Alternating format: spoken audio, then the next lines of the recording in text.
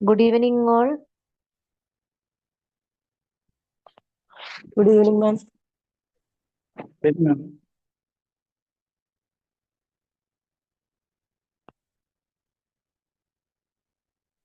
Shall we begin now? First slide.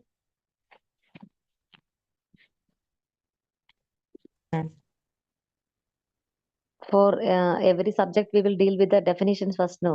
So management മാനേജ്മെന്റിനകത്ത് first ഒരു problem ഉള്ളത് ഇതൊരു സിമ്പിൾ സബ്ജക്റ്റ് ആണ്, പക്ഷെ നമ്മൾ കുറച്ച് പ്രസൻസ് ഓഫ് മൈൻഡോട് കൂടി ആദ്യം മുതലേ ശ്രദ്ധിച്ചിരിക്കണം. ഓക്കെ. പിന്നെ ഇതില് ആര് പറഞ്ഞു എന്നുള്ള ചോദ്യങ്ങൾ സാധാരണ വരാറുണ്ട്. അപ്പൊ ഈ ആര് പറഞ്ഞു എന്നുള്ളത് നമുക്ക് ശ്രദ്ധിച്ചിരുന്നാൽ തന്നെ മനസ്സിലാകുള്ളൂ. പിന്നെ ഇന്ന് തന്നെ ഇതൊന്ന് വായിക്കുകയും വേണം. ഓക്കെ. അപ്പൊ മാനേജ്മെന്റ് ഡെഫിനിഷൻ തുടങ്ങാം. It is the art of getting things done by the people. നമ്മൾ എപ്പോഴും കേൾക്കുന്നതാണ്. ആരാണ് ഇത് പറഞ്ഞത്? Mary Parker. Art of getting things done. നമ്മൾ ചെയ്യുന്നതല്ല, മറ്റൊരാളെ കൊണ്ട് ചെയ്യിപ്പിക്കുന്ന കലയാണ് മാനേജ്മെന്റ് എന്ന്. Second, it is the process of designing and maintaining an environment in which individuals work together efficiently for accomplishment of goal. മാനേജ്മെന്റിൽ എപ്പോഴും ഓർക്കേണ്ട വരികയാണ് അക്കംപ്ലിഷ്മെന്റ് ഓഫ് ഗോൾ. അവസാനം നമ്മൾ എത്തുന്നത് ലക്ഷ്യം എത്തിക്കാൻ വേണ്ടിയിട്ടാണ്. അപ്പം ആ process of designing and maintaining and environment, അവിടെ എൻവയോൺമെന്റിലെ വ്യക്തികളും ഉണ്ട്, ഇൻഡിവിജ്വൽസ് വർക്ക് ടുഗദർ എഫിഷ്യൻലി. അപ്പൊ അത് പറഞ്ഞത് ഹാരോൾഡ് കൂൺസ്. അപ്പൊ ഈ കൂൺസ് ഒക്കെ എപ്പോഴും ചോദിക്കുന്ന വാക്കുകളാണ്. കൂൺസിന്റെ ഒക്കെ ഓർത്ത് വെച്ചേക്കാം. Management is the coordination of all resources through the process of planning, organising, directing and controlling. ഈ വാക്കുകൾ ഇനിയും ഇഷ്ടം പോലെ വരും, അതത്ര നോട്ട് ചെയ്യണ്ട. പക്ഷെ കോർഡിനേഷൻ ഓഫ് റിസോഴ്സസ് എന്ന് പറഞ്ഞത് ടൈലർ ആണ്. Okay. Management is the organ of society specifically charged for making resources productive എന്ന് പറഞ്ഞ ഡ്രക്കർ ആണ്, പീറ്റർ ഡ്രക്കർ. അപ്പൊ നമുക്ക് അടുത്ത സ്ലൈഡിലേക്ക് പോവാം. കൺസെപ്റ്റ്സ് ഓഫ് മാനേജ്മെന്റ് ആണ് അടുത്തത്. ഓക്കെ. കൺസെപ്റ്റ്സ് നമ്മൾ സാധാരണഗതിയിൽ കൺസെപ്റ്റ്സ് എന്നൊക്കെ പറയുമ്പം അതിനകത്ത് എപ്പോഴും പറയുന്നത് എന്തുവാ? അതിനകത്ത് അടിയിൽ അടങ്ങിയിരിക്കുന്ന എന്തൊക്കെയാന്നല്ല നമ്മൾ ഉദ്ദേശിക്കുന്നത്. അതായത് അപ്പൊ ഇതിൽ കൺസെപ്റ്റ്സ് എന്ന് വെച്ച് കഴിഞ്ഞാല് നമുക്ക് ഈ functional concept, leadership concept, productivity concept, universality concept. Functional എന്ന് വെച്ച് കഴിഞ്ഞാല് നമ്മളുടെ ഇതിന്റെ പ്രവർത്തനങ്ങൾ എങ്ങനെയൊക്കെയാന്നൊക്കെയാണ് പറഞ്ഞു തരുന്നത്. ലീഡർഷിപ്പ് എന്ന് വെച്ചാൽ മാനേജർ എപ്പോഴും ഒരാളുണ്ടല്ലോ, ഒരു ലീഡറാണ് പുള്ളി. അപ്പൊ ആ ലീഡർ എന്തൊക്കെയാണ്, എങ്ങനെയൊക്കെയാണ് ലീഡറിന്റെ ക്യാരക്ടറിസ്റ്റിക്സ്, അവരെങ്ങനെയൊക്കെയാണ് ഡിസിഷൻ എടുക്കുന്നത് എന്നുള്ളതാണ് രണ്ടാമത്തെ തിയറി വരുന്നത്. പിന്നെ പ്രൊഡക്ടിവിറ്റി കൺസെപ്റ്റ്, പിന്നെ പ്രൊഡക്ടിവിറ്റി എന്ന് വെച്ചാൽ നമ്മൾ എത്രത്തോളം ഇൻകം ഉണ്ടാക്കുന്നു, ഔട്ട്കം ഉണ്ടാക്കുന്നു എന്നുള്ളത്. പിന്നെയുള്ളത് യൂണിവേഴ്സാലിറ്റി കോൺസെപ്റ്റ്. ഇത് ഏതൊക്കെ സാഹചര്യങ്ങളിൽ, എൻറ്റയർ സിറ്റുവേഷനിൽ, അത് പ്രൈവറ്റ് ബിസിനസ്സിലാണോ ഗവൺമെന്റിലാണോ ഏതൊക്കെ സാഹചര്യങ്ങളിലോ യൂസ്ഫുൾ ആകുന്നുള്ളതാണ് യൂണിവേഴ്സാലിറ്റി കോൺസെപ്റ്റ്. അപ്പൊ നമുക്ക് ആദ്യത്തേലേക്ക് പോകാം, ഫങ്ഷണൽ കോൺസെപ്റ്റ്. അതെന്ന് വെച്ച് കഴിഞ്ഞാല് പ്രധാനമായിട്ട് എന്റെ പഴയ mobile gives importance to responsibilities of manager. അതായത് അത് പറഞ്ഞ പ്രധാനമായിട്ട് ഹെൻറി ഫയലും പറഞ്ഞു. പോസ്റ്റ് കോർബ് അവിടെ ഇല്ല കേട്ടോ. നിങ്ങൾക്ക് ഞാൻ തെറ്റിദ്ധരിപ്പിക്കാൻ വേണ്ടി ഇട്ടതാണ്. പോസ്റ്റ് കോർബ് അവിടെ ഇല്ല. ജെയിംസ് ലണ്ടി പറഞ്ഞു planning, coordinating, motivating and controlling. അപ്പം പ്രധാനമായിട്ട് ഫങ്ഷണൽ കൺസെപ്റ്റില് മാനേജറുടെ ഫങ്ഷൻ എന്താണ് എന്നാണ് അതിൽ പറഞ്ഞത്. മാനേജറുടെ ഫങ്ഷൻ എന്തെല്ലാമാണ്. ഇനി leadership and decision making concept, അത് ടൈലർ ആണ് പ്രധാനമായിട്ട് പറഞ്ഞത്. പിന്നെ പ്രൊഡക്ടിവിറ്റി കോൺസെപ്റ്റില് ടൈലറും പറഞ്ഞിട്ടുണ്ട്, ഒരുപാട് പേര് പറഞ്ഞിട്ടുണ്ട്. It is the art of knowing what to do in the best and less expensive way. Okay. പിന്നെ പറഞ്ഞത് യൂണിവേഴ്സാലിറ്റി കോൺസെപ്റ്റിൽ Theo Haimann, the management theories can be applied to any kind of enterprise. ഇത്രയാണ് നമുക്ക് എന്താ പറയാ. Next സ്ലൈഡിലേക്ക് പോവാം. അപ്പൊ നമുക്ക് ഇനി അടുത്തത് നോക്കാനുള്ള തിയറീസ് ഓഫ് മാനേജ്മെന്റ് ആണ്. അപ്പം ബ്രോഡ്ലി നിങ്ങൾ ഇപ്പോഴേ നോട്ട് ചെയ്ത് വെച്ചേക്കണം. ബ്രോഡ് തിയറീസ് ആണ് classical management theory, behavioural management theory and modern management theory. Okay. Classical എന്ന് പറയുമ്പോൾ തന്നെ നമുക്ക് എന്താന്ന് മനസ്സിലാകുക? ഏറ്റവും ട്രഡീഷണൽ ആയിട്ടുള്ള, ഏറ്റവും പഴയകാല രീതികൾ, ക്ലാസിക്കൽ. ഓക്കെ. അത് തന്നെ മൂന്നായി പിരിഞ്ഞിട്ടുണ്ട്, പറയാം. അതിന്റെ മുന്നേ ഒന്നുകൂടെ പറയാം. ക്ലാസിക്കൽ മാനേജ്മെന്റ് തിയറി, പിന്നെ ക്ലാസിക്കൽ മാനേജ്മെന്റ് തിയറി, തിയറിയിലേക്ക് പോയി. ഓക്കെ. തിയറീസ് ഓഫ് മാനേജ്മെന്റ് ഒന്നുകൂടെ പറയാം. Classical management theory, behavioural management, modern management. Classical ഏറ്റവും പഴയകാല രീതികൾ, ബിഹേവിയറൽ അതിനകത്തുള്ള വ്യക്തികൾ, അവരുടെ പ്രവർത്തനങ്ങൾ, വർക്കിംഗ് എൻവയോൺമെന്റ്, ഓർഗനൈസേഷണൽ ബിഹേവിയറും OB, ഓർഗനൈസേഷണൽ ക്ലൈമറ്റ് ഒക്കെ അതിനുശേഷം വന്നതാണ് കോൺസെപ്റ്റുകൾ. പിന്നെ മോഡേൺ മാനേജ്മെന്റ് തിയറീസ്. ഓക്കെ. ആദ്യം ക്ലാസിക്കലിലേക്ക് പോകാം. ക്ലാസിക്കലില് ഏറ്റവും ആദ്യം, അതായത് നമ്മളുടെ സെക്കൻഡ് വേൾഡ് വാർ കഴിഞ്ഞപ്പം നമ്മളുടെ ബ്രിട്ടൻ പോലുള്ള രാജ്യങ്ങളിൽ അല്ലെങ്കിൽ വിദേശ രാജ്യങ്ങളിലൊക്കെ ഇതിന്റെ പ്രൊഡക്ടിവിറ്റി, ഇൻഡസ്ട്രിയലൈസേഷൻ അപ്പോഴാണ് തുടങ്ങുന്നത്. അപ്പൊ ആ സമയത്ത് ഏറ്റവും കൂടുതൽ പ്രോഫിറ്റ് കിട്ടാൻ വേണ്ടി അല്ലെങ്കിൽ പ്രോഡക്റ്റ് കിട്ടാൻ വേണ്ടി എന്തൊക്കെ ചെയ്യാം, അതിന് വേണ്ടിയിട്ട് കുറെ പേര് ഇരുന്ന് ചിന്തിക്കുകയും പ്രവർത്തിക്കുകയും ചെയ്തതിന്റെ ഫലമായിട്ടുണ്ടായ തിയറികളാണ് ഈ ക്ലാസിക്കൽ മാനേജ്മെന്റ് തിയറികളൊക്കെ ഉള്ളത്. അതിൽ ഏറ്റവും ആദ്യമായിട്ട് വന്നത് നമ്മുടെ പിന്നെ ഫയലാണ്. പക്ഷെ ഇതിൽ പറഞ്ഞിരിക്കുന്നത് നമുക്ക് ഇങ്ങനെ പറയാം, സയന്റിഫിക് തിയറി. അപ്പം കുറെ ഫാദർമാരെ പറയുന്നുണ്ട്. അതായത് നമുക്ക് മാനേജ്മെന്റ് ശരിക്കും പറഞ്ഞാൽ ഒരു മാനേജർ എന്തൊക്കെയോ ചെയ്യുന്നു അതിന്റെ കാര്യങ്ങൾ പറയുന്ന രീതിയിലായിരുന്നു ആദ്യം വന്നത്. അതാണ് ഫായലിന്റെ ഒക്കെ കാലത്ത്. ശാസ്ത്രീയമായിട്ട് ഇതിന് ഒരു അടിത്തറ പാകിയത്, സയന്റിഫിക് ആയിട്ടുള്ള അടിത്തറ പാകിയത് ടൈലറാണ്. ഓക്കെ. അപ്പൊ ടൈലർ, അപ്പൊ ഒരു സയന്റിഫിക് ആയിട്ടുള്ള അടിത്തറ എന്ന് പറയുമ്പോൾ അവിടെ ഏറ്റവും പ്രധാനപ്പെട്ട ആളാരായിരിക്കും? വർക്കർ ആയിരിക്കും അല്ലെ? അപ്പൊ വർക്കറിന്ന് മുകളിലേക്ക്, അപ്പൊ ബോട്ടം അപ്പ് അപ്രോച്ച് ആണ് ടൈലർ പറഞ്ഞതെങ്കിൽ ഫയൽ എന്താ പറഞ്ഞത്? മാനേജർ ഞാൻ പറയും അത് നിങ്ങൾ അനുസരിച്ചോളണം എന്നുള്ള രീതിയിൽ. അപ്പം ടോപ്പ് ഡൗൺ അപ്രോച്ച് ആണ് ഫയലിന്റെ കാലത്ത് ഉണ്ടായിരുന്നത്. ഓക്കെ. പിന്നെ അതായത് ഫയലിന്റെ ആദ്യം ചിന്തിക്കും നിങ്ങൾ, ഒരു ഫോർമൽ ഓർഗനൈസേഷൻ സ്ട്രക്ചർ ഉണ്ട്. അതായത് മേലത്തെ സുപ്പീരിയർ ബോസ് പറയുന്നു, അതിന് താഴെയുള്ള മിഡിൽ ലെവൽ മാനേജർ ഇതനുസരിക്കുന്നു, താഴത്തേക്ക് ഓർഡർ കൊടുക്കുന്നു, താഴെ വർക്കർമാർ അനുസരിക്കുന്നു. ഷിഫ്റ്റ് വൈസ് ആൾക്കാർ മൈനുകളിലും കമ്പനികളിലും ഒക്കെ ജോലിക്ക് വരുന്നു. ആ ഒരു ഓർത്താൽ മതി. ഫയൽ എന്ന് പറയുമ്പോൾ തന്നെ ഒരു വലിയ ലോങ് സൈറൺ ആലോചിക്കുക. എന്നിട്ട് ആ സൈറണിന്റെ സമയത്ത് ഷിഫ്റ്റിൽ ആൾക്കാർ ജോലിക്ക് വരുന്നു, ഇടയ്ക്കുള്ള സൂപ്പർവൈസർമാർ അവരെ കറക്റ്റ് ആയിട്ട് ജോലി ചെയ്യുന്നുണ്ടോ നോക്കുന്നു, പോകുന്നു. ഓക്കെ. അത് കുറച്ചുകൂടെ അടിയും പിടിയും ഉപദ്രവം പോലെ വളരെ വളരെ റൂഡായിട്ടുള്ള ഒരു മാനേജർ എന്ന് ഒരു പറയുന്ന ഒരു ലെവലിലാണ് മാക്സ് വെബർ. അതായത് അവിടെ പവർ ഉപയോഗിക്കുകയാണ്. കരിസ്മാറ്റിക് പവർ ഉണ്ട്, ബ്യൂറോക്രാറ്റിക് പവർ ഉണ്ട്. അയാൾ റൂൾ അനുസരിച്ച് നിങ്ങൾ വന്നേ പറ്റൂ, അനുസരിക്കണം, ഞാൻ പറയുന്നത് ചെയ്തേ പറ്റൂ, ആ ലെവലിലുള്ള മാനേജറിന്റെ രീതികൾ പറഞ്ഞാണ് മാക്സ് വെബർ. ഇനി ആദ്യത്തെ ടൈലറിലേക്ക് വരാം. ടൈലർ ഇതിന്നൊക്കെ വ്യത്യസ്തമായിട്ട് കുറച്ചും കൂടി ശാസ്ത്രീയത എന്ന് പറയുമ്പോൾ ഒരു വർക്കർക്ക് നല്ല ഒരു സാഹചര്യം കൊടുത്ത് ജോലി ചെയ്യിപ്പിക്കുവാണെങ്കിൽ അവിടെ കുറച്ചും കൂടെ ഔട്ട്പുട്ട് കൂടുമെന്ന് പറഞ്ഞു. അപ്പൊ അയാൾ പറഞ്ഞത് പേയിങ് ഫോർ പീസ്, അതായത് നിങ്ങൾ 8 മണിക്കൂർ ജോലി ചെയ്യണം എന്ന് പറയാതെ 8 മണിക്കൂറോ 10 മണിക്കൂറോ ചെയ്താലും കുഴപ്പമില്ല, 6 മണിക്കൂർ ചെയ്താലും കുഴപ്പമില്ല, നമുക്ക് ഇത്ര ഔട്ട്പുട്ട് കിട്ടണം. അപ്പൊ പീസ്, മണിക്കൂറിന് പൈസ കൊടുക്കാതെ പീസ് വർക്കിന് പൈസ കൊടുക്കുന്ന രീതി പറഞ്ഞാണ് Taylor. Paying for piece instead of hour, അയാളുടെ ഒരു ഫേമസ് വചനമാണത്. പിന്നെ അങ്ങനെ ഉണ്ടെങ്കിൽ എക്സ്ട്രാ സ്റ്റാഫിനെ കുറയ്ക്കാൻ പറ്റുന്നതാണ് പുള്ളി കണ്ടെത്തിയത്. പിന്നെ ബോട്ടം അപ്പ് അപ്രോച്ച് ആണ്. പിന്നെ പുള്ളി ടൈം ആൻഡ് മോഷൻ സ്റ്റഡീസ് ഒക്കെ ചെയ്തു. അതായത് വർക്കറിന്റെ ഇതിനകത്തുള്ള മൂവ്മെന്റ്, അവരുടെ ഇതൊക്കെ വെച്ചിട്ടുള്ളത്. പിന്നെ എഫിഷ്യൻസി കൂടും, ഇൻസെന്റീവ്സ് കൊടുക്കുമ്പോൾ എഫിഷ്യൻസി കൂടും. വാക്ക് ശ്രദ്ധിക്കണേ, അത് പറഞ്ഞതാരാണെന്ന് കേട്ടോ. ഇൻസെന്റീവ്സ് കൊടുക്കുമ്പോൾ എഫിഷ്യൻസി കൂടും എന്ന് പറഞ്ഞ ടൈലറാണ്. ഓക്കെ. അപ്പൊ അത് മൂന്നും കേട്ടു. എന്തിന്റെ അടിയിലാണ് കേട്ടത്? Classical management theory. Classical management തിയറിക്കകത്ത് 3 എണ്ണം ഉണ്ട്: administrative theory, bureaucracy theory, scientific management theory. Okay. 14 principles of management പറഞ്ഞത് ഫയലാണ്. 14 പ്രിൻസിപ്പിൾസ് ഓഫ് മാനേജ്മെന്റ്. ഓക്കെ, നെക്സ്റ്റിലേക്ക് പോവാം. അപ്പൊ നമുക്ക് ഫാദർമാരെ ഒന്നുകൂടെ ഓർമ്മിക്കാം. ഫാദർ ഓഫ് മോഡേൺ മാനേജ്മെന്റ് എന്ന് പറഞ്ഞ ആരാണ്? ഫയലാണ്. ഫാദർ ഓഫ് സയന്റിഫിക് മാനേജ്മെന്റ് എന്ന് പറഞ്ഞ ആരാണ്? ടൈലറാണ്. പിന്നെ ഒരു ഫാദറും കൂടി ഉണ്ട്, അത് അദ്ദേഹത്തെ പറഞ്ഞു തരുമ്പോൾ ഞാൻ പറഞ്ഞുതരാം. ബിഹേവിയറൽ മാനേജ്മെന്റിൽ ഇനി അടുത്തേക്ക് പോകാം. അവിടെ എൽട്ടൺ മേയോ എന്ന് പറഞ്ഞൊരാള്, അദ്ദേഹം ചെയ്തത് ഒരു ഹാത്തോൺ എന്ന് പറഞ്ഞ ഒരു ഫാക്ടറിയിൽ ഒരു എക്സ്പെരിമെന്റ് നടത്തി. അപ്പം കുറച്ച് ബൾബിന്റെ ഒരു എക്സ്പെരിമെന്റ് ആയിരുന്നു. അപ്പൊ പുള്ളി നല്ല സാഹചര്യങ്ങളൊക്കെ കൊടുത്തു. എന്നിട്ട് കുറച്ചു പേർക്ക് സാധാരണ സാഹചര്യം തന്നെ കൊടുത്തു. അപ്പൊ അവിടെ വർക്ക് എൻവയോൺമെന്റ് നല്ലതായിരുന്നു. അപ്പൊ അവിടെ പ്രൊഡക്ടിവിറ്റി കൂടി.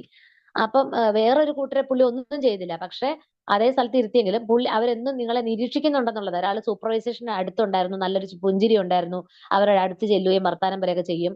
അങ്ങനെ ഒരു സാഹചര്യം കൊടുത്തു കഴിഞ്ഞപ്പോൾ അവിടെയും ഔട്ട്പുട്ട് കൂടി. അതായത് അതേ ബൾബ്, അതേ ലൈറ്റ്, വെളിച്ചം ഒന്നും മാറ്റിയില്ല. പക്ഷെ അവരെ എപ്പോഴും നോക്കുകയും ചിരിക്കുകയും സംസാരിക്കുകയും ഒക്കെ ചെയ്യുന്നു. അങ്ങനെ ഒരു നല്ലൊരു എൻവയോൺമെന്റ് കൊടുത്തപ്പം അവിടെയും പ്രൊഡക്ടിവിറ്റി കൂടി. അപ്പൊ നല്ല വെളിച്ചവും ഇതും മാത്രമല്ല, വർക്കറുടെ ഒരു നല്ല മനസ്സ് കൊടുക്കുകയാണെങ്കിൽ, നല്ലൊരു ക്ലൈമറ്റ് കൊടുക്കുകയാണെങ്കിൽ നല്ലൊരു ഔട്ട്പുട്ട് കൂടുമെന്ന് പറഞ്ഞത് ഹാത്തോൺ എക്സ്പെരിമെന്റിലാണ്. ഒന്നുകൂടെ ശ്രദ്ധിക്കണം വാക്ക്, work environment. Hawthorne experiment, work environment, Elton Mayo.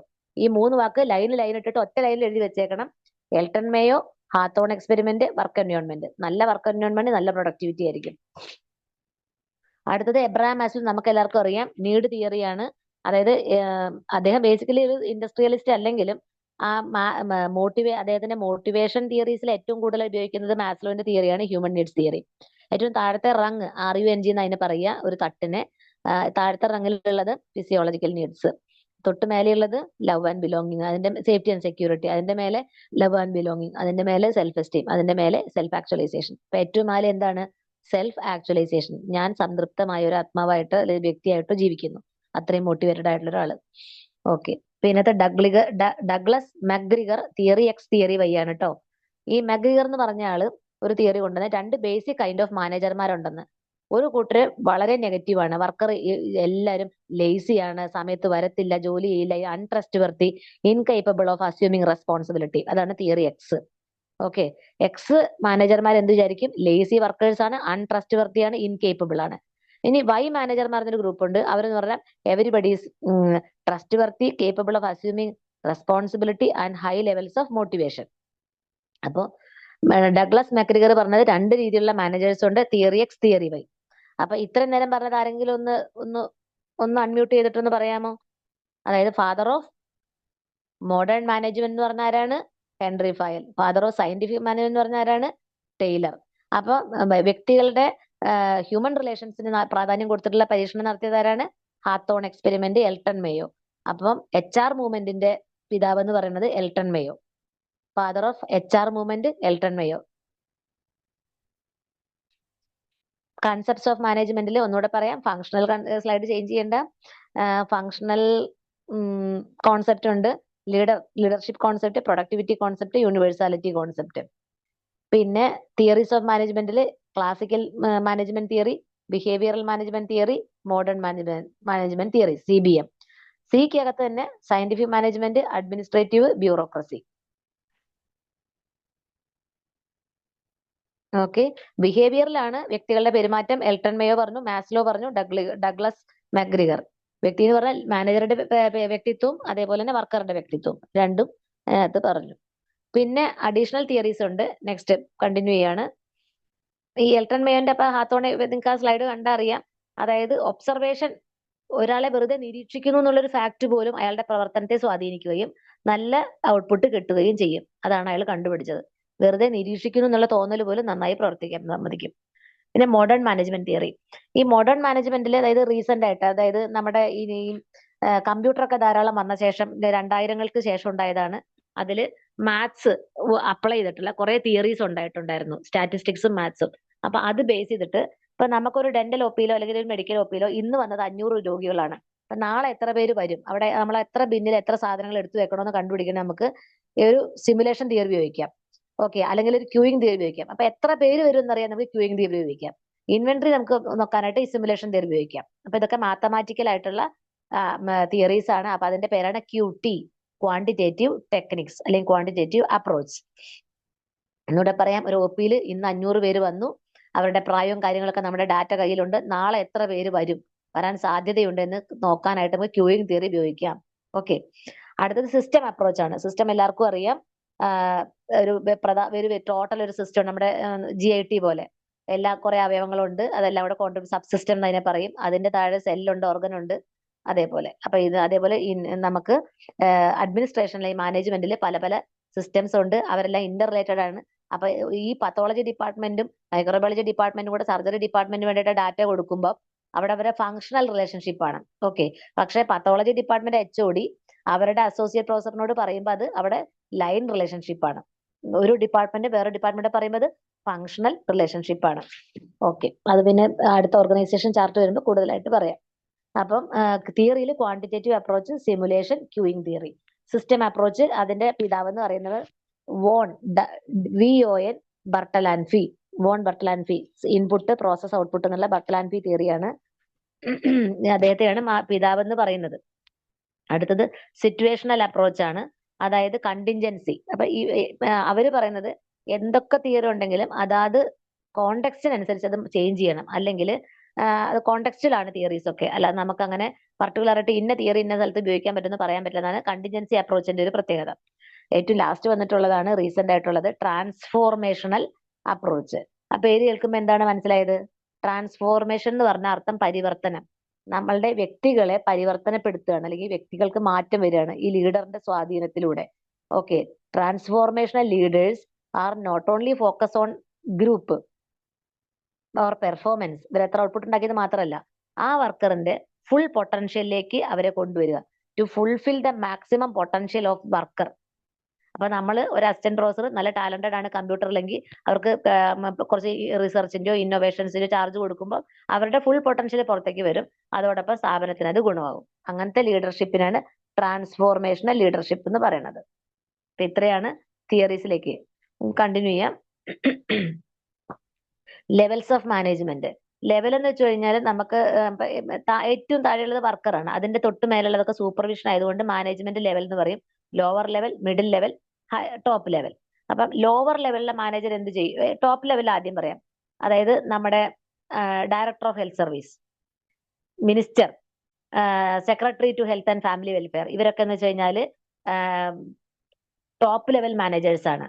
അപ്പൊ അവിടെ എത്ര ബഡ്ജറ്റ് വേണം, എത്ര ഇപ്പൊ പൾസ് പോളിയോ ഇമ്മ്യൂണൈസേഷന്റെ ഒരു പ്രോഗ്രാം വരികയാണെങ്കിൽ എത്ര സ്റ്റാഫ് വേണം, അവർക്ക് എത്ര മെറ്റീരിയൽസ് വേണം, ഇതിനൊക്കെ ടോട്ടൽ പ്ലാനിങ്ങിന് ചെയ്യുന്ന ആളുകളാണ് ഈ ടോപ്പ് ലെവൽ മാനേജേഴ്സ്. അപ്പൊ അവർ ചെയ്യുന്ന പ്ലാനിങ്ങിന്റെ പേരാണ് സ്ട്രാറ്റജിക് പ്ലാനിങ്. അതായത് അവിടെ നയമേ ഉള്ളൂ, പ്രൊസീജിയർ ഇല്ല. ഓക്കെ. ടോപ്പ് ലെവൽ ആൾക്കാർ ചെയ്യുന്നത് policy making and strategy planning, നയം ഉണ്ടാക്കി, ഒരു ഓവറോൾ സ്ട്രക്ചറും ഉണ്ടാക്കി.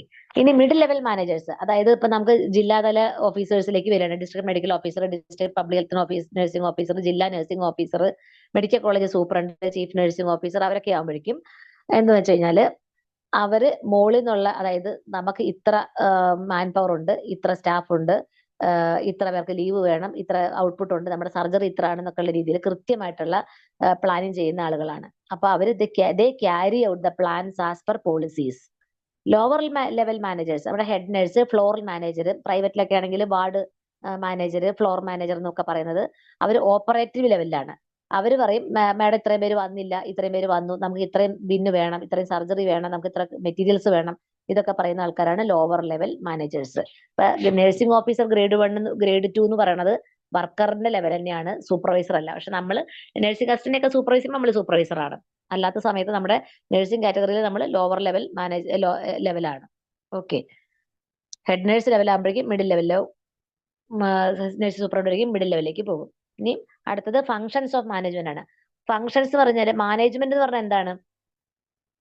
ഒരു എന്റർപ്രൈസ്, ഒരു സ്ഥാപനമോ അല്ലെങ്കിൽ ഇപ്പം കുറെ കാര്യങ്ങളുള്ളതിന് എന്റർപ്രൈസ് എന്നും പറയും, ഓർഗനൈസേഷൻ എന്ന് പറയും. ഇതൊക്കെ ഏകദേശം ഒന്നായിട്ട് തന്നെയാണ് മാനേജ്മെന്റില്. ഇതൊക്കെ എങ്ങനെ പ്രവർത്തിക്കുന്നു എന്നതാണ് ഫങ്ഷൻസ് ഓഫ് മാനേജ്മെന്റ്. ഫായിൽ പറഞ്ഞത് ഒരു 6 എണ്ണമാണ്. ഇത് സാധാരണ ചോദിക്കാറുള്ള തന്നെയാണ്. അപ്പം ചില ബുക്കുകളിൽ ഫോർകാസ്റ്റിംഗ് കാണാറില്ല, പക്ഷെ ചിലത് കാണാറുണ്ട്. ബാക്കി എല്ലായിടത്തും ഉള്ളതാണ്. Forecasting, then planning. ഫോർകാസ്റ്റ് ചെയ്യുക പറഞ്ഞാണ് പ്രവചിക്കുക. ഓക്കെ, അടുത്ത വർഷം ഈ സമയമാകുമ്പോൾ നമുക്ക് ഇത്ര ഡയറിയൽ കേസ് വരും, അപ്പൊ നമ്മൾ അതിനനുസരിച്ച് റെഡിയാകുന്നത്. ഹെൽത്തിലൊക്കെ നമ്മൾ പ്രൈമറി ഹെൽത്ത് കെയർ നമ്മൾ എപ്പോഴും ചെയ്യാറുണ്ട്. നമുക്ക് ഇത്ര ആന്റിസിപ്പേറ്റ് ചെയ്തിട്ട് ഇത്ര വാക്സിൻ എടുത്തു വെക്കും, ഇത്ര ORS എടുത്തു വെക്കും എന്നൊക്കെ. അപ്പൊ ഫോർകാസ്റ്റ് ചെയ്തു, നീഡ് പ്ലാൻ ചെയ്തു, ദെൻ ഓർഗനൈസിങ്. നമ്മളതിനെ എന്താ പറയുക, ഓർഗനൈസേഷനിൽ എന്തൊക്കെയാണെന്നുള്ളത് പറഞ്ഞുതരില്ല, അതിനും ഇതൊക്കെ പറഞ്ഞുതരും. പിന്നെ നമ്മൾ കമാൻഡ് ചെയ്യുന്നു. കമാൻഡ് ചെയ്താൽ മാത്രം പോരാ, അതിനൊന്ന് കോർഡിനേറ്റ് ചെയ്യാൻ വേണം പല ഡിപ്പാർട്ട്മെന്റുമായിട്ട്. Then controlling. ഇതാണ് പറഞ്ഞത്. ഫോർകാസ്റ്റിംഗ് അതിന്റെ അകത്ത്, പ്ലാനിങ്ങിന്റെ അകത്ത് തന്നെയാണ് ഫോർകാസ്റ്റിംഗ് ചില ബുക്കിലൊക്കെ. അപ്പൊ പ്ലാനിങ്, ഫോർകാസ്റ്റിംഗ്, പ്ലാനിങ്, ഓർഗനൈസിങ്, പിന്നെ 3 C ആണ് കേട്ടോ: കമാൻഡിങ്, കോർഡിനേറ്റിംഗ്, കൺട്രോളിങ്. നെക്സ്റ്റിലേക്ക് പോവാം. അപ്പൊ നെക്സ്റ്റ് എന്ന് വെച്ച് കഴിഞ്ഞാൽ നമ്മുടെ ഗുള്ളിക്കും എർവിക്കും ഇത് ഓർത്തിരിക്കേണ്ടത് പോസ്റ്റ് കോർബിലാണ്. ഓക്കെ, പോസ്റ്റ് കോർബ് എന്നുള്ള വാക്ക് planning, organising, staffing, coordinating, reporting, budgeting. ഇതാണ് ഫേമസ് ആയിട്ടുള്ള പോസ്റ്റ് കോർബിനുള്ള അക്രോണിം. അപ്പൊ ഇത് പറഞ്ഞത് ഗള്ളിക്കും അറബിക്കും. ഈ 2 വാക്കും അല്ലെങ്കിൽ പോസ്റ്റ് കോർബ് ആരാണ് കോൺട്രിബ്യൂട്ട് ചെയ്യുന്നത് വളരെ ഇമ്പോർട്ടന്റ് ആയിട്ടുള്ള ക്വസ്റ്റ്യൻ ആണ്. ഓക്കെ, ഇതിൽ നീ പ്രത്യേകിച്ച് പറയേണ്ട കാര്യമില്ല. പ്ലാനിംഗ് എന്ന് വെച്ച് കഴിഞ്ഞാൽ നമ്മൾ ഫോർകാസ്റ്റ് ചെയ്യും, പ്രെഡിക്റ്റ് ചെയ്യും നീഡ്. ഓർഗനൈസ് ചെയ്യാന്ന് വെച്ച് കഴിഞ്ഞാൽ നമ്മൾ എന്താ പറയാ, നമ്മുടെ ഓർഗനൈസേഷൻ ചാർട്ട് അങ്ങനത്തെ കാര്യങ്ങളൊക്കെ പറയും. സ്റ്റാഫിംഗ് എന്ന് വെച്ച് കഴിഞ്ഞാൽ HR ആണ് ഫുള്ളും. ഹ്യൂമൻ റിസോഴ്സിനെ നമ്മൾ എങ്ങനെ അലോട്ട് ചെയ്യും, എങ്ങനെ, അതായത് appointment, recruitment, induction training, in service education, staff welfare, ഇതെല്ലാം സ്റ്റാഫിംഗിൽ വരും. കോർഡിനേറ്റീവ് എന്ന് വെച്ച് കഴിഞ്ഞാൽ എൻ്റയർ പ്ലാൻസിനെ വേറെ ഡിപ്പാർട്ട്മെന്റുമായിട്ട് സ്മാർട്ടായിട്ട് കോർഡിനേറ്റ് ചെയ്യുക. ദെൻ റിപ്പോർട്ടിംഗ്, നമ്മുടെ ഒരു ലൈൻ ഓഫ് അതോറിറ്റിക്ക് അനുസരിച്ചാണ് നമ്മുടെ റിപ്പോർട്ടിംഗ്. നമ്മൾ ഒരു ഓർഗനൈസേഷൻ ചാർട്ടില് ഓർഗനൈസേഷൻ സ്ട്രക്ചർ ഉണ്ടാകും. അതായത് ആർക്കാണ് ഡയറക്ട്ലി റെസ്പോൺസിബിളും ഇൻഡയറക്ട്ലി റെസ്പോൺസിബിൾ എന്നുള്ളത്. ആരോ മാർക്ക് വളരെ ഇമ്പോർട്ടന്റ് ആണ്. പിന്നെ ബഡ്ജറ്റിംഗ്. ഓക്കെ, അപ്പൊ ഇത്രയും ബഡ്ജറ്റ് എന്ന് വെച്ചാൽ ശരിക്കും പറഞ്ഞാൽ ഫിനാൻഷ്യൽ പ്ലാൻ തന്നെയാണ് ബഡ്ജറ്റ് എന്ന് പറയുന്നത്. പ്ലാനിങ്ങിന്റെ ഒരു സാമ്പത്തിക രൂപമാണ് ബഡ്ജറ്റ് എന്ന് പറയുന്നത്. അപ്പം ഇത് പറഞ്ഞു പോസ്റ്റ് കോർ പറഞ്ഞത് ഫങ്ഷൻസ് ഓഫ് മാനേജ്മെന്റ് പറഞ്ഞത് ഗള്ളിക്കും എർവിക്കും. നെക്സ്റ്റിലേക്ക് പോവാം. കൂൺസ് ഓൺ ഡോണലിന്റെ ഫങ്ഷൻസ് ഓഫ് മാനേജ്മെന്റിൽ സെയിം വാക്കൊക്കെ തന്നെയാണ്. Planning, organising, staffing, controlling. അവിടെ ഡയറക്ടിംഗ് എന്ന് പറഞ്ഞില്ല, അവിടെ കമാൻഡിംഗ് എന്ന് പറഞ്ഞു ആദ്യത്തെ ആള്, ഇവിടെ ഡയറക്ടിംഗ് എന്ന് പറഞ്ഞു. അത്രേ ഉള്ളൂ. ഡോണലില് ഡി ഉണ്ടല്ലോ, അപ്പൊ ഡയറക്ടിംഗ് പറഞ്ഞു. അത്രയും തന്നെ. ഇത്രയും നേരം പറഞ്ഞതിൽ എന്തെങ്കിലും കൺഫ്യൂഷൻ ഉണ്ടോ എന്ന് ആരെങ്കിലും പറയൂ. ആർക്ക് വേണേലും അൺമ്യൂട്ട് ചെയ്തോളൂ, ആർക്ക് വേണേലും പറയാം.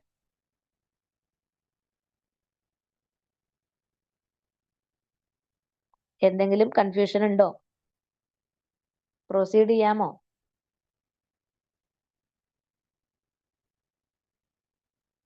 ആരും ഓ പ്രൊസീഡ് ചെയ്യട്ടെ. Yes ma'am. ഓക്കെ, അപ്പൊ നെക്സ്റ്റ് സ്ലൈഡ് നമ്മൾ ഫംഗ്ഷൻ 14 പ്രിൻസിപ്പിൾസ് ഓഫ് മാനേജ്മെന്റ് ആണ് പറയാൻ പോണത് ഫയലിന്റെ. ഓക്കെ, അപ്പം ഇത് അതായത് പോസ്റ്റ് കോർബ് പോലെ തന്നെ പ്രധാനമാണ് ഫയലിന്റെ 14 പ്രിൻസിപ്പിൾസും. ഓക്കെ, 14 ഫയൽ ഓർത്തല്ലോ, ഫയൽ 14. അപ്പൊ ഞാൻ 2 സ്ലൈഡ് 14 എണ്ണം ഉള്ളതുകൊണ്ട് ഞാൻ ഒന്ന് ക്യാപിറ്റലിലും ഒന്ന് സ്മോൾ ലെറ്ററിലും ഇട്ടു, നിങ്ങൾക്ക് സ്ലൈഡ് തന്നെ ഓർത്തിരിക്കാൻ വേണ്ടിയിട്ട്. ഇവിടെ നല്ല തണുപ്പാണ്, കോൾഡ് ഉണ്ട്. ഡിവിഷൻ ഓഫ് വർക്ക്, അതായത് നമ്മൾ എത്ര സ്റ്റാഫ് ഉണ്ടോ അവർക്ക് നമ്മൾ വർക്ക് അസൈൻ ചെയ്ത് കൊടുക്കണം. അതാണ് ഡിവിഷൻ ഓഫ് വർക്കിലുള്ളത്. അതോറിറ്റി ആൻഡ് റെസ്പോൺസിബിലിറ്റി, ആരോടാണ് അതോറിറ്റി ഉള്ളത്, അതാ ഓർഗനൈസേഷൻ ചാർട്ടിനകത്തുണ്ട് ആരോ മാർക്ക്. പിന്നെ റെസ്പോൺസിബിലിറ്റി, അപ്പൊ who is responsible to whom, അതാണ് ആ വാക്ക് ഉപയോഗിക്കാറുള്ളത് സാധാരണ. Who is responsible to whom, അതാണ് അതോറിറ്റി ആൻഡ് റെസ്പോൺസിബിലിറ്റി. പിന്നെ ഡിസിപ്ലിൻ, നമുക്കറിയാം കുറെ ഡിസിപ്ലിനറി മെഷേഴ്സ്. ഇപ്പൊ നമ്മൾ പുതിയതായിട്ട് കേൾക്കുന്ന വാക്ക് എന്താണ്? SOP അല്ലെ, സ്റ്റാൻഡേർഡ് ഓപ്പറേറ്റിംഗ് പ്രൊസീജിയേഴ്സ്. നമ്മുടെ എന്തിലിപ്പോ വൈകി വന്നാല് പോയാല് എല്ലാത്തിനും നമ്മൾ SOP വെച്ചിരിക്കുവാണ്. പണ്ടൊക്കെ നമ്മുടെ പ്രധാനപ്പെട്ട പ്രൊസീജിയേഴ്സിന് മാത്രമാണ്, നഴ്സിംഗ് കെയറിനൊക്കെയാണ് നമ്മൾ SOP ഉണ്ടാക്കിയതെങ്കിൽ അതിപ്പോ ബണ്ടിൽ കെയർ ആയി മാറുകയും നമ്മൾ എല്ലാ ആക്ടിവിറ്റികൾക്കും നമ്മളുടെ അക്കൗണ്ട്സ് ആൾക്ക് എപ്പോ നമ്മൾ അറ്റൻഡൻസ് കൊടുക്കണം, എപ്പോ സാലറി പ്രോസസ് ചെയ്യണം, ഏത് ദിവസം ചെയ്യണം, അതടക്കം നമ്മളിപ്പം SOP ആണ്. അങ്ങനെ അപ്പം rules and regulations of the organisation, അത് ഡിസിപ്ലിനിൽ വരുന്നത് എന്തൊക്കെയാണ് റൂൾസ് ആൻഡ് റെഗുലേഷൻസ്. 4ാമത്തെ യൂണിറ്റി ഓഫ് കമാൻഡ്, അതെന്താണെന്ന് അറിയാലോ, നമ്മൾ ടൈപ്സ് ഓഫ് ലീഡർഷിപ്പ് ഒക്കെ പഠിച്ചപ്പോൾ കേട്ടിട്ടുണ്ടാവും. ഡെമോക്രാറ്റിക് ലീഡർഷിപ്പ് ആണെങ്കിൽ ഇതേ യൂണിറ്റി ഓഫ് കമാൻഡ് ഉണ്ടാവും. ലേസി ഫെയർ ആണെങ്കിൽ അവിടെ എല്ലാവരും ലീഡർമാരാകും, അവിടെ കമാൻഡ് കുറവായിരിക്കും എന്നൊക്കെ. Okay, every subordinate must receive orders and instructions, അതാണ് unity of command from their superior. Okay, multiple superior ആണെങ്കിൽ മൾട്ടിപ്പിൾ, നമ്മൾ എക്ടോപിക് ബീറ്റ് ഹാർട്ടിൽ വന്ന പോലെ മൾട്ടിപ്പിൾ ആയിട്ട് അടിക്കും, അപ്പൊ ആരും ഒന്നും അനുസരിക്കത്തില്ല. അപ്പൊ 1 സുപ്പീരിയർ എന്ന് ഡയറക്ഷൻസ് വരുന്നതാണ് യൂണിറ്റി ഓഫ് കമാൻഡ്. പിന്നെ അതിന്റെ വരുന്ന ആരോ മാർക്ക്, ആരിൽ നിന്ന് ആരേക്ക് വരുന്നതാണ് യൂണിറ്റി ഓഫ് ഡയറക്ഷൻ. അതായത് ഇമ്മീഡിയറ്റ് സൂപ്പർവൈസർ ആരാന്ന് അതിനകത്ത് തെളിയാൻ പറ്റും. Next subordination of individual interest general interest.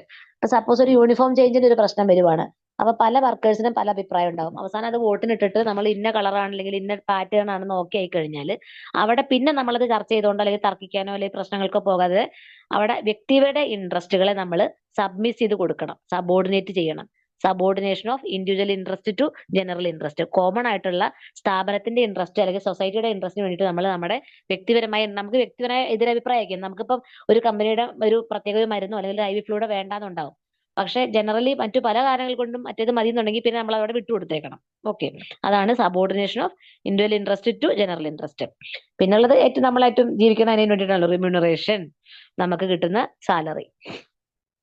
അപ്പം നമുക്ക് എക്സ്ട്രാ ഡ്യൂട്ടി ടൈം ഉണ്ടെങ്കിൽ നമുക്ക് എക്സ്ട്രാ കിട്ടും, പിന്നെ ഓണറേറിയം കിട്ടും, പിന്നെ TA DA HRA അങ്ങനത്തെ പല പല ആനുകൂല്യങ്ങളെല്ലാം സാമ്പത്തികമായിട്ടും, പിന്നെ നമുക്ക് ചിലപ്പോൾ LTC ഒക്കെ ഇല്ലേ, ലോങ് ട്രാവലിംഗ് അലവൻസുകൾ, അങ്ങനെ എന്തും എന്താണ് നമ്മളുടെ റെമ്യൂണറേഷനകത്ത് പെടും. ഇനി അടുത്തത് സെൻട്രലൈസേഷൻ.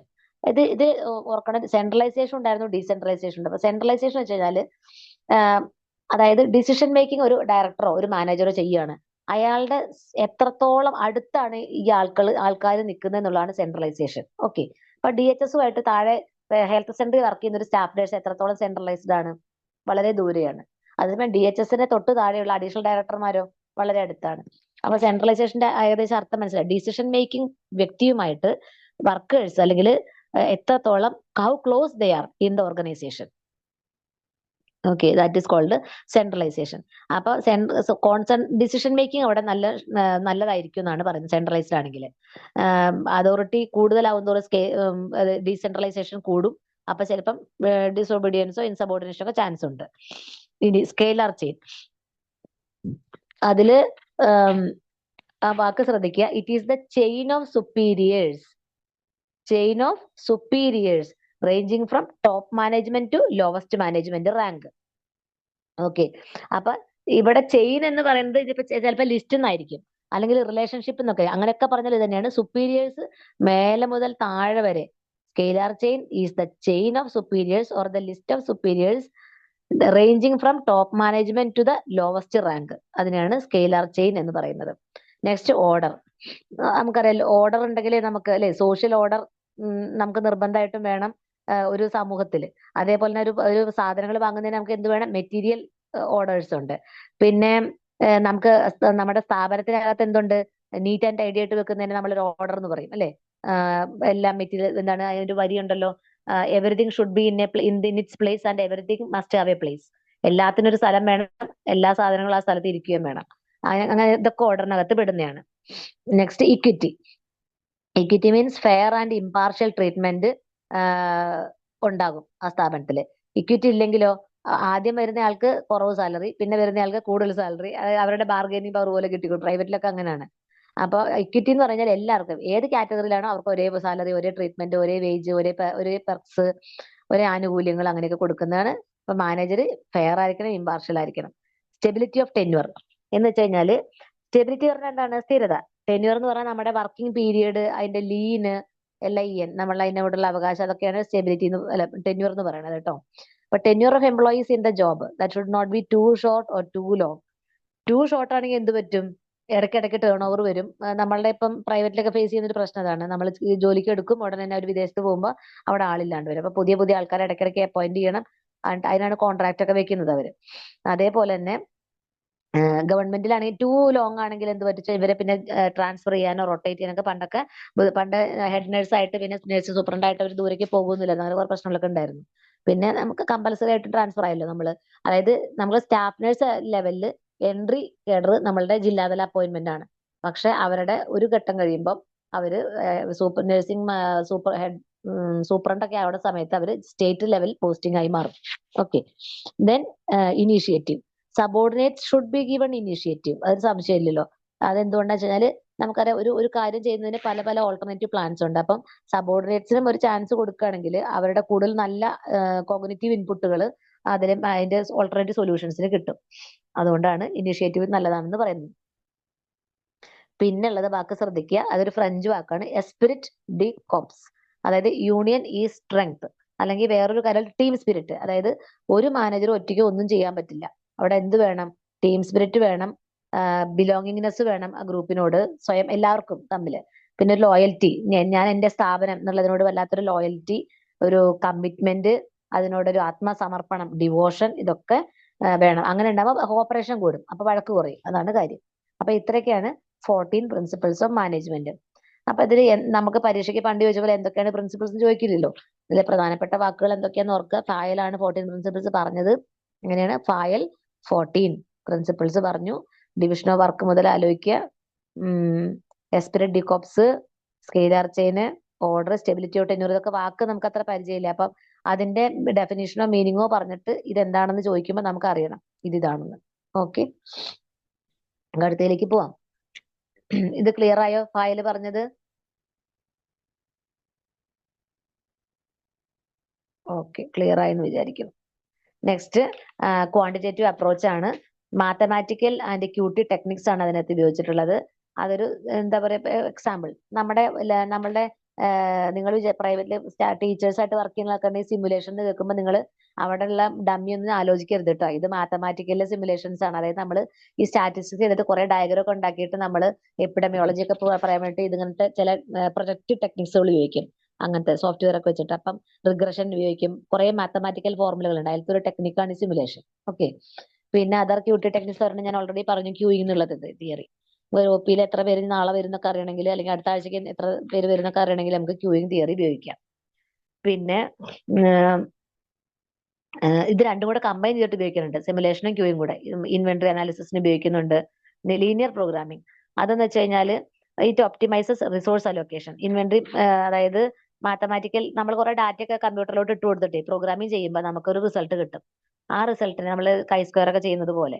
അപ്പൊ അതിൽ നമുക്ക് ഇപ്പം ബോംബെയിൽ നിന്ന് നമ്മുടെ സാധനങ്ങൾ വരികയാണ്, നമ്മുടെ വെന്റിലേറ്ററിന്റെ പാർട്സോ അല്ലെങ്കിൽ അങ്ങനത്തെ കുറച്ച് ബൾക്ക് വരികയാണെങ്കിൽ പ്രൊഡക്ഷൻ, അവിടുന്ന് ഷെഡ്യൂളിംഗ്, അവിടുന്ന് അത് കൺസ്ട്രെയിൻസ്, നമ്മുടെ ഇവിടെ വന്നു കഴിഞ്ഞാൽ അതിന്റെ സ്റ്റോറേജ്, അത് യൂട്ടിലിറ്റി വരുന്നത് വരയ്ക്കുള്ള അതിന്റെ മറ്റ് കോമ്പിനേഷൻസ്, ട്രെയിനേഴ്സ് വേണം, വർക്കേഴ്സ് വേണം, അങ്ങനെ എന്നിട്ട് ബെസ്റ്റ് ഔട്ട്കമ്മിലേക്ക് കൊണ്ടുവരണം. അപ്പൊ ഒരു കമ്പനീനെ നമ്മൾ ഇങ്ങനെ അവരുടെ റിസോഴ്സ് മെറ്റീരിയൽ എന്താണ്, ഇപ്പം ഒരു പിന്നെ എന്താ പറയാ റയോൺസ് കമ്പനി ആണെങ്കിൽ അതിന്റെ മോളെ അതിന്റെ ഒരു റിസോഴ്സ് ആണ് നാച്ചുറൽ റിസോഴ്സ്. അങ്ങനെയല്ലേ കോഴിക്കോട്ടെ പോലെ റയോൺസ് കമ്പനി പൂട്ടിപ്പോയത്, ഇഷ്യൂ വന്നിട്ട് അവിടെ റോ മെറ്റീരിയൽ കിട്ടാണ്ടായിട്ട്.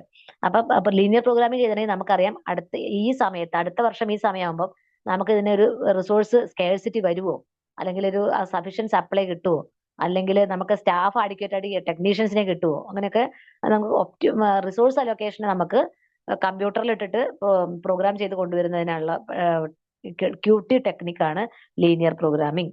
പിന്നെ എപ്പോഴും കേട്ടിട്ടുള്ളതാണ് നിങ്ങൾ പെർട്ട്. എന്താണ് PERT? Programme evaluation and review technique. അതൊക്കെ വിശദമായിട്ട് ഒന്നുകൂടെ പഠിക്കാനുണ്ട്, അപ്പൊ ഇവിടെ പറഞ്ഞു പോണേ ഉള്ളൂ. അതായത് വലിയൊരു പ്രൊജക്ട് ഉണ്ട്, അപ്പൊ നമ്മൾ അതിനെ ചെറിയ കുട്ടി ടാസ്കുകളാക്കിയിട്ട് അതിനെ ബ്രേക്കപ്പ് ചെയ്യും. എന്നിട്ട് ആ ബ്രേക്കപ്പ് ചെയ്തിട്ട് അതിനെ നമ്മൾ ചിലപ്പോൾ ചില ടാസ്ക് ആദ്യം മുതൽ അവസാനം വരെ ഉണ്ടാവും. എക്സാമ്പിൾ റിസർച്ച് ആണെങ്കിൽ അതിൽ റിവ്യൂ ഓഫ് ലിറ്ററേച്ചർ ആദ്യം മുതൽ അവസാനം വരെ ചെയ്യണ്ടേ.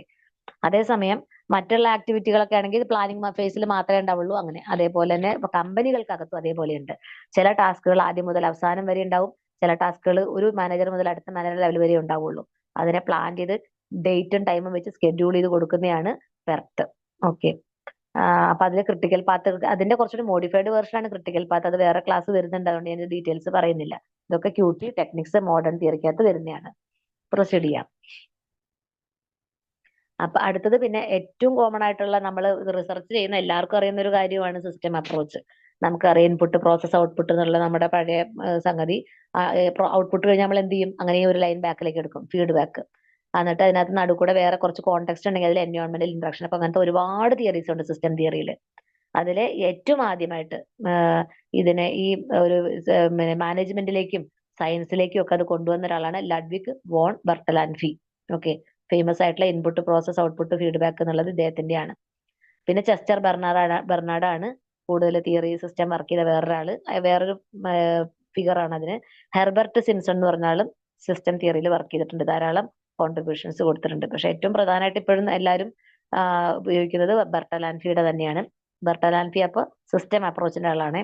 സിസ്റ്റം അപ്രോച്ച് പിതാവ് എന്നൊക്കെ പറയും. ഓക്കെ. അപ്പൊ സിസ്റ്റം അപ്രോച്ച് ആയി. ഇനി ഏറ്റവും ലാസ്റ്റ് ആയിട്ട് നമ്മൾ പറഞ്ഞത് ട്രാൻസ്ഫോർമേഷണൽ ലീഡർഷിപ്പ് തിയറി. അതായത് ഈ ട്രാൻസ്ഫോർമേഷന്റെ മീനിങ് ഓൾറെഡി പറഞ്ഞു. നമ്മൾ പരിവർത്തനമാണ് നമ്മുടെ ലക്ഷ്യം. ഒരു ലീഡർ, നല്ലൊരു മാനേജർ ആണെങ്കിൽ അയാൾ എന്ത് ചെയ്യും? എല്ലാ ഗ്രൂപ്പ് മെമ്പേഴ്സിനും നല്ല നല്ല അവസരങ്ങൾ കൊടുക്കും. എന്നിട്ട് അവർക്ക് അതുകൊണ്ട് വർക്കേഴ്സിന് എന്തുണ്ടാവും? High ethical and moral standards ഉണ്ടാകും. ഓക്കെ. മോറൽ വാല്യൂസ് ഉണ്ടാകും. ലീഡർക്ക് എന്തുണ്ടാകും? നല്ല high ethical and moral standards ഉണ്ടാകും. വ്യത്യാസം മനസ്സിലായെന്ന് വിചാരിക്കുന്നു. ലീഡർ അല്ലെങ്കിൽ മാനേജർ എന്ത് ചെയ്യും? High ethical and moral standards എപ്പോഴും കീപ്പ് ചെയ്യും. വർക്കർ എന്ത് ചെയ്യും? അപ്പോൾ എപ്പോഴും സ്ഥാപനത്തോട് കമ്മിറ്റഡ് ആയിരിക്കും, ഡിവോട്ടീവ് ആയിരിക്കും, ലോയൽ ആയിരിക്കും. കാരണം അവർ നല്ലതേ കാണുന്നുള്ളൂ, അപ്പൊ നല്ലത് തന്നെ അവരും തിരിച്ചു ചെയ്യും. അപ്പൊ ഈ നല്ല ട്രാൻസ്ഫോർമേഷൻ നടക്കണമെങ്കിൽ എന്ത് വേണം? ടാസ്കുകൾ കൊടുക്കണം, അസൈൻ ചെയ്യണതിന്റെ ഒപ്പം തന്നെ development of full potential of the employee. ആ ജോലിക്ക് ഞാൻ നിങ്ങൾക്ക് ഒരു എക്സാമ്പിൾ പറയാം. അതായത് നമ്മുടെ അമുലിന്റെ പിതാവ്, നമ്മളെ ക്ഷീര വിപ്ലവത്തിന്റെ പിതാവായിരുന്ന ആള് ആനന്ദില്, ഗുജറാത്തിൽ ആനന്ദ് എന്ന് പറഞ്ഞ സ്ഥലത്ത് അദ്ദേഹത്തിനെ നെഹ്റു ആദ്യമായിട്ട് പോസ്റ്റ് ചെയ്തു. അപ്പൊ അദ്ദേഹത്തിന് അവിടെ അങ്ങേര് പഠിച്ച അതൊന്നും അല്ലായിരുന്നു. അപ്പം പുള്ളിക്ക് അവിടെ പോയിട്ട് അതിൽ താല്പര്യമൊന്നും ഇല്ലായിരുന്നു. അപ്പം ഇയാളെ കാണാൻ നെഹ്റുവിനെ കണ്ടിട്ട് എനിക്ക് ഇവിടുന്ന് ജോലി മാറ്റി തരണം, ഈ നാട്ടിൽ എനിക്ക് നിൽക്കാൻ വയ്യെന്ന് പറയാനായിട്ട്, മലയാളിയാണ് വർഗീസ് കുര്യൻ. അപ്പൊ തിരിച്ചു പോരാൻ വേണ്ടി നിന്നപ്പം അന്ന് രാവിലെ ഗ്രാമമുഖ്യൻ വരും, കുറച്ച് ഒന്ന് കാണണം നിങ്ങളെന്ന് പറഞ്ഞിട്ട് വരും. വലിയ ഫോട്ടോ ഒക്കെ അവിടെ പ്രതിമയൊക്കെ ഉണ്ടാക്കി വെച്ചിട്ടുണ്ട് ഇയാളുടെയും മുഖ്യന്റെ ഒക്കെ, പിന്നെ അമൂലിന്റെ അവിടെ. അപ്പം വന്നിട്ട് പറയും ഈ വർക്കേഴ്സ്, അതായത് ഇതിന്റെ വലിയൊരു ലോബി ഉണ്ടായിരുന്നു. അപ്പൊ ഇത്രയും പൈസയൊന്നും അവർക്ക് മുംബൈ ഭാഗത്ത് നിന്നാണ് ഇതിന്റെ പാലൊക്കെ വന്നിരുന്നത്. അപ്പൊ അവർക്ക് ഈ വർക്കേഴ്സിനെ പക്ഷി കർഷകരെ എക്സ്പ്ലോയിറ്റേഷൻ ആണെന്ന് പറഞ്ഞിട്ട് ഞങ്ങളൊന്ന് രക്ഷിക്കണം എന്ന് പറഞ്ഞപ്പോ ഇയാൾ അവിടെ തന്നെ നിൽക്കുകയും അങ്ങനെ അറിയാം പിന്നെ ഇന്ത്യ കണ്ട ഏറ്റവും വലിയ ധവള വിപ്ലവമായി അത് മാറുകയും ചെയ്തു അല്ലെ. എന്താ പറയാ ഇപ്പോഴും അമുലാണ് നമ്മുടെ നമ്പർ 1 ഇതിലൊക്കെ നിൽക്കുന്നത്. അപ്പം അവിടെ എന്ന് വെച്ച് കഴിഞ്ഞാൽ ട്രാൻസ്ഫോർമേഷൻ ആണ് നടന്നത് അവിടുത്തെ ഒരു നീഡ് കണ്ടിട്ട്. അപ്പൊ നെഹ്റു എന്ത് ചെയ്തു, അയാളെ മാറ്റിയില്ല, അയാൾ അവിടെ തന്നെ നിർത്തി. നിങ്ങൾ ഒന്നുകൂടെ പോയി നോക്ക്, അവിടെ നിങ്ങളെ ആവശ്യമുണ്ട് എന്ന് പറഞ്ഞിട്ട് അവിടെ തന്നെ പിടിച്ചു നിർത്തുക ചെയ്ത്. അപ്പം ആ വർക്കറിന് അപ്പം അയാൾ പഠിച്ച ജോലിയല്ല കിട്ടിയത്, അയാൾ ഉദ്ദേശിച്ചതല്ല വന്നതെങ്കിൽ പോലും അവിടെ തന്നെ നിർത്തിയത് കൊണ്ട് എന്ത് പറ്റി? അപ്പൊ അങ്ങനെ അതാണ് ശരിക്കും ഫുള്ളസ്റ്റ് പൊട്ടൻഷ്യൽ ഒരു വർക്കറിന്റെ മുഴുവനായിട്ട് കൊണ്ടുവരുന്ന ഒരു ഇതിന് ഏറ്റവും ബെസ്റ്റ് എക്സാമ്പിൾ ആണ് ഞാൻ പറഞ്ഞത് ട്രാൻസ്ഫോർമേഷണൽ ലീഡർഷിപ്പ് തിയറി, ഓർത്തിരിക്കാൻ വേണ്ടിയിട്ട് കേട്ടോ.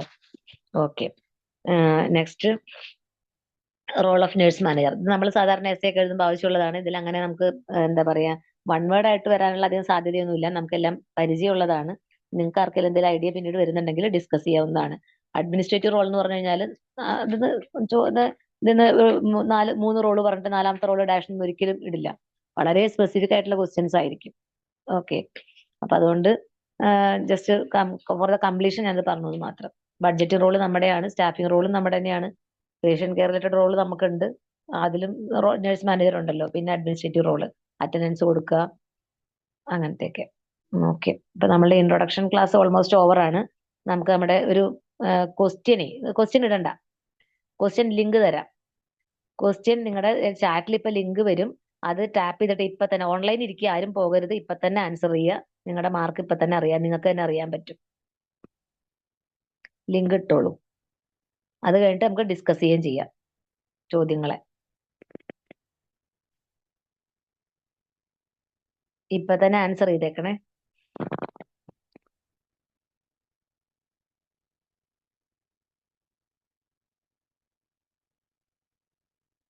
ഓക്കെ, കം ബാക്ക്, അടച്ചു വെച്ചോളൂ. കം ബാക്ക്, ക്ലാസ്സിലേക്ക് തിരിച്ചു വരൂ. ക്ലാസ്സിലേക്ക് തിരിച്ചു വരൂ. വന്നോ എല്ലാവരും ശ്രദ്ധിക്കാനായിട്ട്? ഇനി ഒരു ഇന്ററാക്റ്റീവ് ആണ്. 3-4 പേരെ ഒന്ന് അൺമ്യൂട്ട് ആക്കി കൊടുക്കണേ. ഹോസ്റ്റ് ഒന്ന് അൺമ്യൂട്ട് ആക്കി കൊടുക്കണേ. അപ്പം ഇതില് നിങ്ങൾ ഏറ്റവും കൂടുതൽ ചിന്തിച്ചുകൊണ്ടിരുന്ന ക്വസ്റ്റ്യൻ എവിടാണ്? അതായത് കുറെ നേരം കൺഫ്യൂഷൻ ആയിപ്പോയത് എവിടാണ്? ആ തോട്ട് പ്രോസസ്സ് ശരിയാക്കി തരാം, അതുകൊണ്ടാണ് പറയുന്നത്. ഒരാൾ പറയൂ, നിങ്ങൾക്ക് ഒത്തിരി നേരം ആലോചിച്ചുകൊണ്ടിരുന്ന ഒരാൾ പറയും. കൂടുതൽ നേരം സ്റ്റക്കായിട്ട് വീണ്ടും വീണ്ടും ക്വസ്റ്റ്യൻ വായിക്കുക, എന്നിട്ട് മനസ്സിലാകാതിരിക്കുകയും കൺഫ്യൂഷൻ ആകുകയും ചെയ്തത്. അതായത് വീണ്ടും വീണ്ടും ക്വസ്റ്റ്യൻ വായിക്കേണ്ടി വന്ന ഒരെണ്ണം. ഈ ഓപ്ഷൻസ് നമുക്ക് എല്ലാം ഈക്വലി ചലഞ്ചിങ് ആയി തോന്നിയിട്ട് നമുക്ക് തെറ്റിപ്പോയത് ഒരെണ്ണം, കൺഫ്യൂഷൻ ആയി പോയത്. ഓരോന്നിനും ഓരോ തരം ടെക്നിക്ക് ഉപയോഗിക്കുക. ഒരാൾ പറയൂ. ചാറ്റിലിടുന്നുണ്ടോ?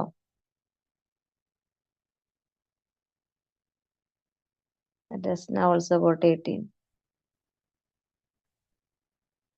ഒരാൾ പറഞ്ഞാൽ അത് എനിക്ക് ക്ലാരിഫൈ ചെയ്ത് തരാം. നിങ്ങൾ സ്റ്റക്കായിപ്പോയത് നിങ്ങൾക്ക് ഫാദേഴ്സ് തെറ്റിയോ ആർക്കെങ്കിലും? എല്ലാ ഫാദേഴ്സും ശരിയായോ? ഫയൽ 14 പ്രിൻസിപ്പിൾസ് ഓഫ് മാനേജ്മെന്റ് ശരിയാക്കി ഉണ്ടാവില്ല. ഹലോ, കൂടുതൽ madam, father of modern operational മാനേജ്മെന്റും ഫാദർ ഓഫ് മോഡേൺ മാനേജ്മെന്റ് രണ്ടും ഫയൽ തന്നെയാണ്. ഒക്കെ ഫയൽ തന്നെയാ. ഒക്കെ അല്ല കേട്ടോ, father of modern operation management, father of general management, father of modern management, അങ്ങനെയൊക്കെ ചോദിച്ചു കഴിഞ്ഞാല് സയന്റിഫിക് എന്നുള്ള വാക്ക് വരുമ്പോ മാത്രം ടൈലർ ആകും. ഓക്കെ, HR മൂവ്മെന്റ് ആവുമ്പോ ഓക്കെ. ഓക്കെ, ഫയലിന്റെ ഒരു ബുക്ക് ഉണ്ട്, ആ ബുക്കിന്റെ പേര്, ഫയൽ സ്വന്തം എഴുതിയ book, general and industrial management. ആ ബുക്കിലാണ് അയാൾ ഇതൊക്കെ പറഞ്ഞത്. ഫയലിന്റെ ബുക്കിന്റെ പേരാണ് ജനറൽ ആൻഡ് ഇൻഡസ്ട്രിയൽ മാനേജ്മെന്റ്. അത് നോട്ട് ചെയ്ത് വെച്ചോളൂ, വളരെ മാനേജ്മെന്റുകാർക്കൊക്കെ ഇമ്പോർട്ടന്റ് ആയിട്ടുള്ള ക്വസ്റ്റ്യൻ ആണ്. പിന്നെ father of modern business management, ഇപ്പൊ നമ്മളെ MBA കോളേജുകളല്ലേ എല്ലാം MBA MHA ഒക്കെ ആണല്ലോ. അപ്പൊ അങ്ങനത്തെ ഒരു modern business management Peter Drucker ആണ്. Peter Drucker. ഓക്കെ, ഫാദറിന്റെ എല്ലാ ഡൗട്ടും തീർന്നില്ലേ? പിന്നെ എവിടെ നിങ്ങൾക്ക് കൂടുതൽ ആലോചിച്ചുകൊണ്ടിരുന്നോ? അത് തെറ്റുപറ്റിപ്പോയത് എവിടെയാണ്? വേറൊരാള് പറയുന്നല്ലേ. പിന്നെ മാഡം, പോസ്റ്റ് ഡിക്കോർബില് ഹലോ, പോസ്റ്റ് കോർബില് ആരാ പറഞ്ഞത്?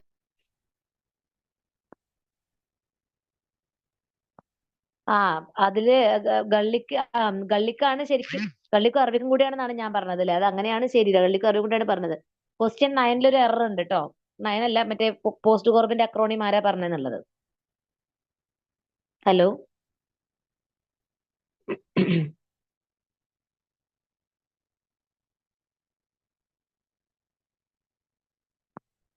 Hello hello. ഗള്ളിക്കാണ് ശരിക്കും പോസ്റ്റ് കോർബിനെ പറഞ്ഞത്, ഗള്ളിക്ക്. ഓക്കെ, പക്ഷെ അദ്ദേഹത്തിന് മനസ്സിലായി മാഡം. ആളാണ് അറബിക്ക്. അപ്പൊ ഗള്ളിക്കാണ് ശരിക്കുള്ള ഉത്തരം. ആഴത്തിൽ ഓക്കെ. പോവാണെങ്കിൽ ശരിക്കുള്ള ഉത്തരം ഗള്ളിക്കാണ്. Okay okay madam. ഓക്കെ, അപ്പൊ അത് ക്ലിയർ ആയല്ലോ തെറ്റെന്താന്നുള്ളത്? ഞാൻ പറഞ്ഞതിൽ തെറ്റു എന്താണ്? ഓക്കെ ക്ലിയർ ആയി. ഓക്കെ. പിന്നെ 14 പ്രിൻസിപ്പിൾസ് പറഞ്ഞത് ഫയലാണ്, സംശയമില്ലല്ലോ? ഇല്ല. ഹാത്തോണ് കേൾക്കുമ്പോ തന്നെ എന്താ ഓർമ്മ വരണം?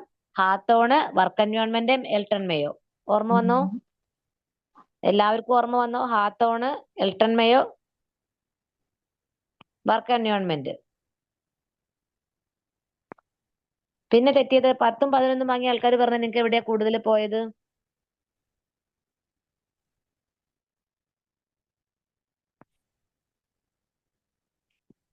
Which theory supports the idea that rules can be induced by force? അത് സംശയം വന്നായിരുന്നോ? നിയമം അടിച്ചേൽപ്പിക്കാൻ പറ്റുമെന്ന്?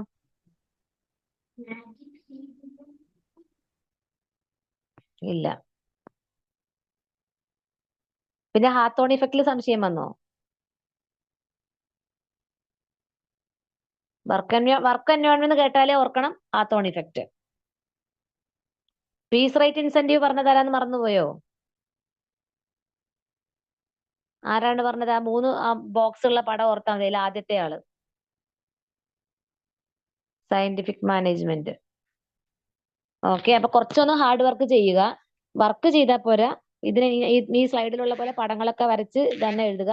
സ്ലൈഡ് നാളെ ഷെയർ ചെയ്യാം, ഇന്നത്തെ സ്ലൈഡ് എടുക്കണ്ട. ഞാനെല്ലാം പിന്നെ പോസ്റ്റ് കോർബിന്റെ ഇതും അതിട്ടും തിരുത്തിയിട്ട് തരാം, ഫയലും തിരുത്തിയിട്ട് തരാം. ഓക്കെ, നിങ്ങളുടെ ഗ്രൂപ്പിലേക്ക് മാഡം, ആ differential piece rate incentive scientific management അല്ലേ? ഡിഫറൻഷ്യൽ പീസ് റേറ്റ് ഇൻസെന്റീവ്സ് എന്ന് കേൾക്കുമ്പോഴേ ഓർമ്മിക്കേണ്ടത് ആരെയാണ്? സയന്റിഫിക് മാനേജ്മെന്റ് അല്ലേ? പക്ഷെ ആൻസറിൽ അത് കൊടുത്തപ്പോ തെറ്റാ വന്നത്. അഡ്മിനിസ്ട്രേറ്റീവ് തിയറി എന്നാണ് വന്നത്. ആ ആണല്ലേ, ഞാൻ നോക്കിയിട്ട് അത് ഞാൻ വെരിഫൈ ചെയ്യാം കേട്ടോ. അതായത് 2-3 ബുക്ക് നോക്കുമ്പോഴേ ഒരു ബുക്കിൽ അങ്ങനെയും കാണും, ഒരു ബുക്കിൽ ഇങ്ങനെയും കാണും. അപ്പൊ നോക്കുന്ന നേരത്ത് നമുക്ക് ഈ മാനേജ്മെന്റിലും കമ്മ്യൂണിറ്റിയിലൊക്കെ ഉള്ള പ്രശ്നം അതാ. ഞാൻ വെരിഫൈ ചെയ്യും. ഓക്കെ, പീസ് റേറ്റ് ഇൻസെന്റീവ് ആരാ പറഞ്ഞതെന്ന്? പീസ് റേറ്റ് പറഞ്ഞത് നമുക്ക് ക്ലിയർ കട്ട് ആണല്ലോ ഇയാള് പറഞ്ഞത്. സയന്റിഫിക് ആണ്, പക്ഷെ ഉത്തരം അഡ്മിനിസ്ട്രേറ്റീവ് തിയറി എന്നാ വന്നത്. അതെന്താന്ന് വെച്ച് കഴിഞ്ഞാലേ ഈ ക്ലാസിക്കൽ മാനേജ്മെന്റ് തിയറിയുടെ വേറൊരു പേരാണ് അഡ്മിനിസ്ട്രേറ്റീവ് മാനേജ്മെന്റ്, അങ്ങനെയുണ്ട്. നോക്കട്ടെ, ഞാൻ നോക്കിയിട്ട് വെരിഫൈ ചെയ്ത് പറയാം കേട്ടോ. ഓക്കെ. ഇങ്ങനെയൊക്കെ വരുമ്പോൾ നമുക്ക് ചലഞ്ച് ചെയ്യാൻ പറ്റും. എന്തായാലും പീസ് റേറ്റ് ഇൻസെന്റീവ് കേൾക്കുമ്പോഴേ നമുക്ക് ഓർമ്മ വരേണ്ട വാക്ക് സയന്റിഫിക് മാനേജ്മെന്റ് ആണ്. കാരണം അവരാണ് വർക്കറിന്റെ എണ്ണം കുറയ്ക്കണം എന്ന് പറഞ്ഞത്. ഓക്കെ, പിന്നെ അതേപോലെ വേറെ എന്തെങ്കിലും?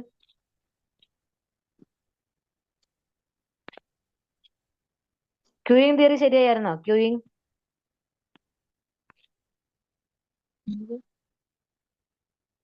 തിയറി ക്യൂയിങ് ശരിയാക്കി. എസ്പിരിറ്റ് ഡികോപ്സ് ശരിയാക്കി. സിസ്റ്റം തിയറി ഫാദർ ശരിയാക്കി അല്ലേ? ഓക്കെ, അപ്പൊ നമുക്ക് ഏതാണ്ട് മനസ്സിലായിട്ടുണ്ട്. അപ്പൊ ഇമ്മീഡിയറ്റ് ആയിട്ടുള്ള മെമ്മറിയിൽ ഇത്രയും കേറിയില്ല, കാരണം നമ്മള് മാനേജ്മെന്റും കമ്മ്യൂണിറ്റിയും ഒക്കെ പഠിക്കുകയാണെങ്കിൽ അത്രയും പ്രസൻസ് ഓഫ് മൈൻഡിൽ ഇരിക്കുക. അതായത് ബുദ്ധി വേണ്ട, ബുദ്ധി താഴെ വെച്ചിട്ട് ഇരുന്നാലും കുഴപ്പമില്ല, പക്ഷെ നമ്മൾ ഇരിക്കണം അത്രയും. ആ സമയത്ത് മാക്സിമം നമ്മുടെ ശ്രദ്ധയും ഏകാഗ്രതയും ഇതിലേക്ക് വെച്ചിട്ടിരുന്ന് കഴിഞ്ഞാൽ ഇത് വലിയ എളുപ്പമായിട്ട് പഠിച്ചെടുക്കാൻ പറ്റുന്ന ഒരു സബ്ജക്റ്റ് ആണ്. പക്ഷെ നമ്മള് മറ്റ് മെഡിക്കൽ സർജിക്കൽ പഠിക്കും പോലെ അതും ശ്രദ്ധിച്ചുകൊണ്ട് വായിച്ചാൽ കിട്ടുമെന്ന് വിചാരിച്ചാൽ കിട്ടുന്ന ഒരു സാധനം അല്ല താനും. 5 മിനിറ്റ് പഠിക്കുകയാണെങ്കിൽ 5 മിനിറ്റ് മാക്സിമം ശ്രദ്ധ കൊടുത്ത് വായിക്കുക. ഓക്കെ, ചെറിയ നോട്ട്സ് തന്നെ ഉണ്ടാക്കുക. ഒരു കുഞ്ഞ് നോട്ട്ബുക്ക് കിട്ടുമല്ലോ, നമ്മുടെ പോക്കറ്റ് ഡയറി പോലത്തെ, അങ്ങനത്തെ വാങ്ങിയിട്ട് ഇതൊക്കെ എഴുതി വെക്കുക. ഡ്യൂട്ടി എടുക്കുമ്പോഴായാലും ഇടയ്ക്കൊന്ന് മറച്ചു നോക്കുക അതാത് ദിവസത്തെ. Okay,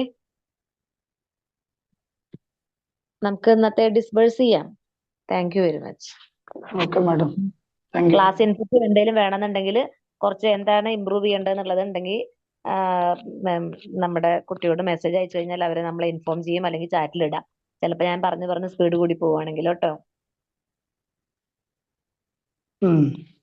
okay, thank you. Okay madam, thank you. Thank you. ശരി, ഞാൻ ലീവ് ചെയ്യാണ്.